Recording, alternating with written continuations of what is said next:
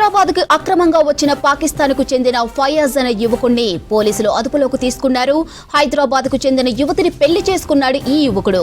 Dubai లో ఉద్యోగం చేస్తున్న ఫయాజ్ యువతిని కలిసేందుకు పాక్ నుంచి నేపాల్ మీదుగా హైదరాబాద్ చేరుకున్నాడని తెలిపారు పోలీసులు. దీంతో కేసు నమోదు చేసి దర్యాప్తు చేస్తున్నారు పోలీసులు.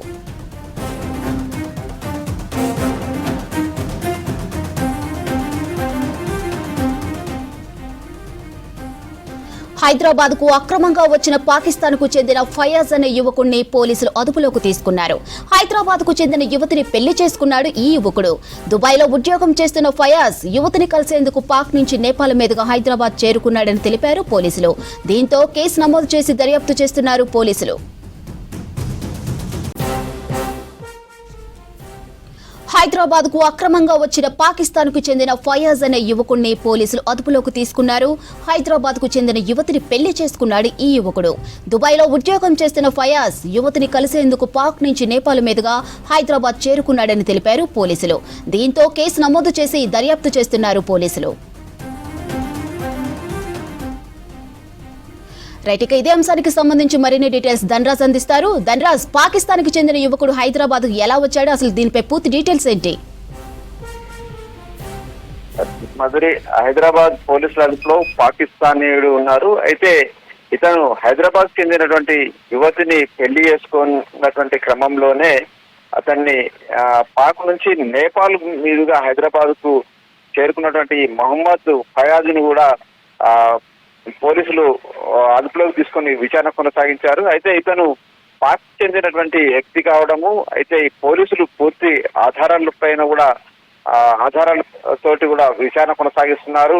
ఓవైపున చూసినట్టయితే ఇతను దుబాయ్ లో ఉద్యోగం చేస్తున్నట్లుగా గుర్తించారు. మరోవైపున ఇప్పటికే ఓవైపు కేంద్ర ప్రభుత్వం ఆదేశాలకు మేరకు హైదరాబాద్ లో ఉన్నటువంటి పాకిస్తానీయులను అందరూ కూడా ఇక్కడ తెలంగాణ నుంచి వెళ్లిపోవాల్సిందంటూ కూడా ఓవైపున డీజీపీ ఉత్తర్వులు జారీ చేశారు. ఇలాంటి క్రమంలోనే హైదరాబాద్ లో తిష్ట వేసినటువంటి పాకిస్తానీయులంతా 27వ తేదీలోగా వెళ్లిపోవాలి, 29లోగా ఎవరైనా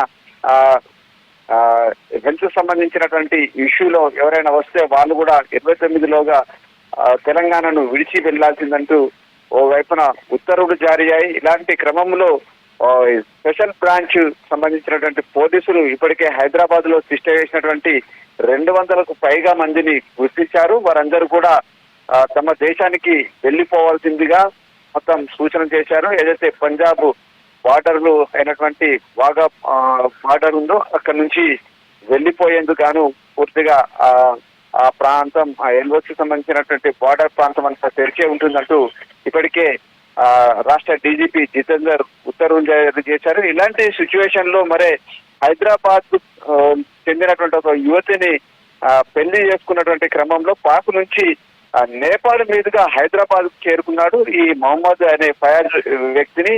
మొత్తానికి పోలీసులు గుర్తించారు. ఇతన్ని ఎందుకు మొత్తం మీద అంటే నేపాల్ నుంచి బార్డర్ క్రాస్ చేసి ఆ తర్వాత హైదరాబాద్ కు చేరుకున్నారు, విచారణ కొనసాగిస్తున్నారు. అయితే ఇక్కడ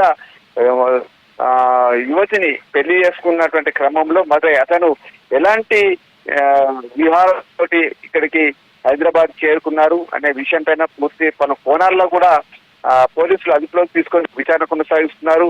ఓవైపున చూసినట్టయితే కాశ్మీర్ పహల్గాం సంబంధించినటువంటి ఘటనకు ఇష్యూ కొనసాగుతున్నటువంటి క్రమంలో ఇక అనుమానితులకు సంబంధించిన వారి పైన పూర్తిగా పోలీసులు నిఘా పెట్టారు. అదేవిధంగా ఇలాంటి అనుమానితులపై ఎవరైనా పాకిస్తాన్ సంబంధించిన వాళ్ళు ఇక్కడే తిష్ట వేసినా వారిపైన చట్టపరమైనటువంటి కఠిన చర్యలు తీసుకుంటామంటూ ఓవైపున రాష్ట్ర పోలీసులు హెచ్చరికలు జారీ చేసినటువంటి క్రమంలో ఈ ఫయాజ్ అనే వ్యక్తి హైదరాబాద్ కి ఎంటర్ కావడంతో ఒకసారిగా పోలీసులు అతన్ని అదుపులోకి తీసుకొని విచారణ కొనసాగించారు. అతనిపైన చట్టపరమైనటువంటి చర్యలు తీసుకునేందుకు గాను పోలీసులు సిద్ధంగా ఉన్నారు.